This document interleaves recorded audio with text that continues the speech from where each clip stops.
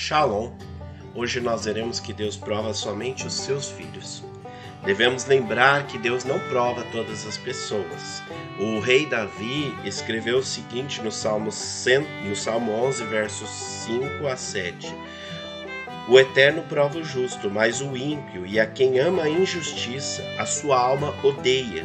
Sobre os ímpios ele fará chover brasas ardentes e enxofre incandescente.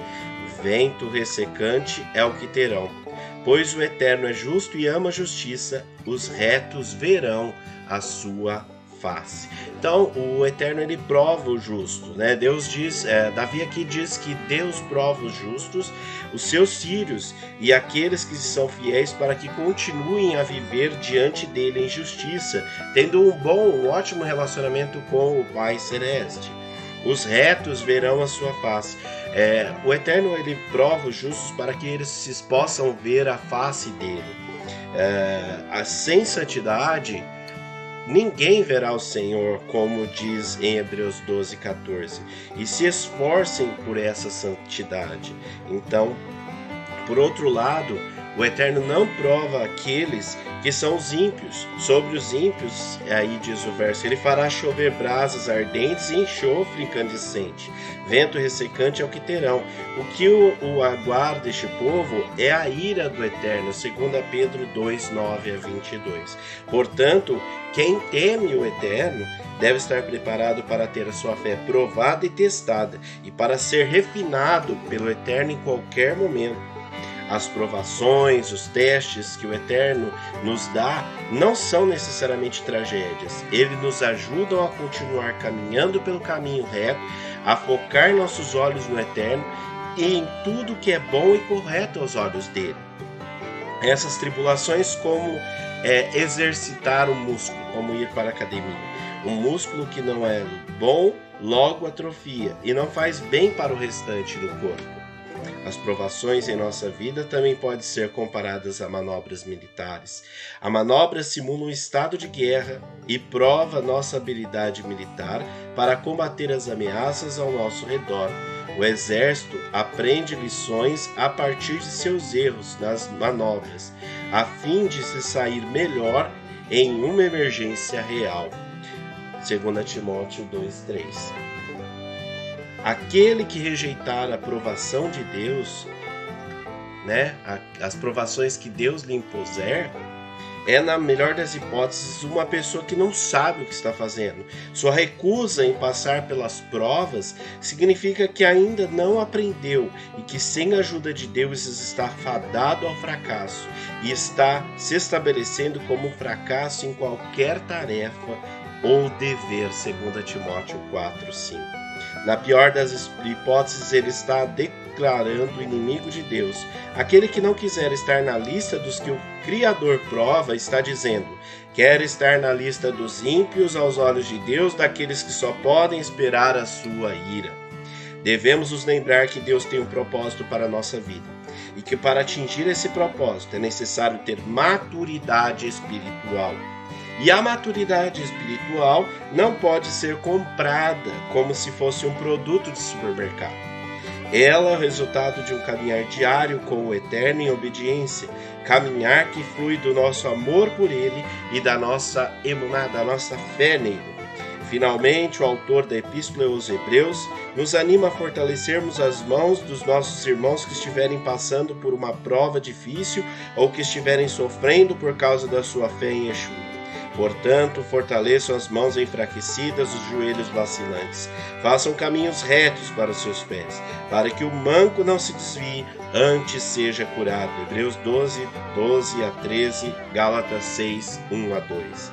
O estímulo, conforto e ajuda recebidos dos irmãos na fé são algumas das ferramentas que Deus nos usa para nos capacitar e ficarmos firmes durante o tempo da tribulação. Uma provação que um irmão da fé esteja enfrentando é um teste para todo o corpo do Messias.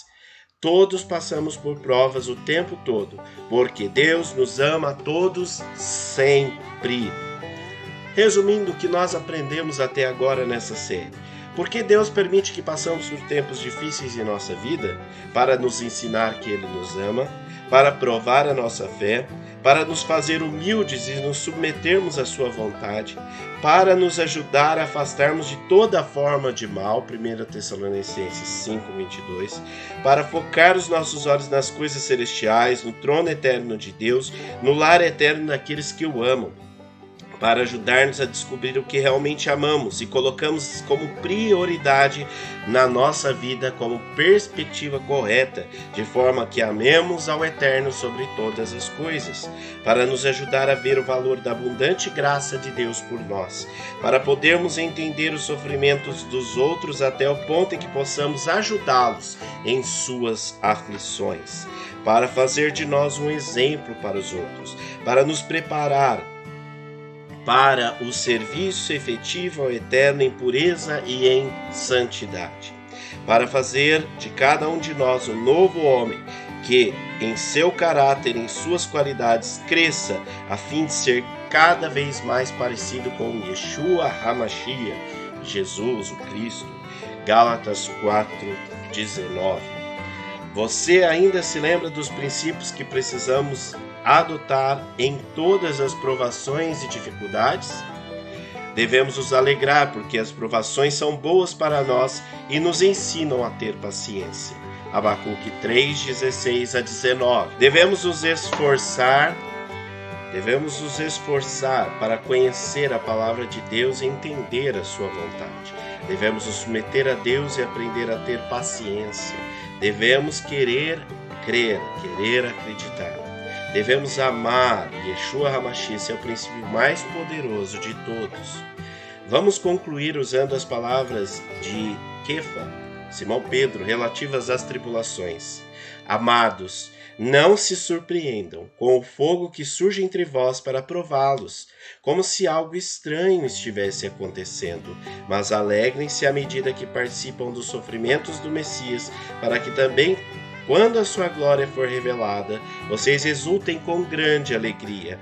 Se vocês são insultados por causa do nome do Messias, felizes são vocês, pois o Ruach, o Espírito da glória, o Ruach de Adonai, o Espírito de Deus, repousa sobre vocês. Se algum de vocês sofre, que não seja como assassino, ladrão, criminoso, ou como quem se intromete em negócios alheios. Contudo, se sofre como discípulo do Messias, não se envergonhe, mas glorifique ao Eterno por este nome. Pois chegou a hora de começar o julgamento pela casa de Adonai. Se começa primeiro conosco, qual será o fim daqueles que não obedecem às boas novas de Adonai? E, se o justo é difícil ser salvo, que será do ímpio e pecador? Por isso mesmo, aqueles que sofrem de acordo com a vontade do Eterno devem confiar a sua vida ao fiel Criador e praticar o bem. Shalom, shalom. Não deixe de curtir, compartilhar, se inscrever, ativar o sininho das notificações, deixar o seu comentário, o seu pedido de oração ou a sua dúvida abaixo, que estaremos respondendo à medida do possível. Que o Eterno te abençoe e te guarde e derrame a sua paz para você. Espero que esse estudo tenha sido edificante na sua vida. E então, se foi edificante para você, não deixe de compartilhar com outras pessoas para abençoá-las também. Shalom, shalom.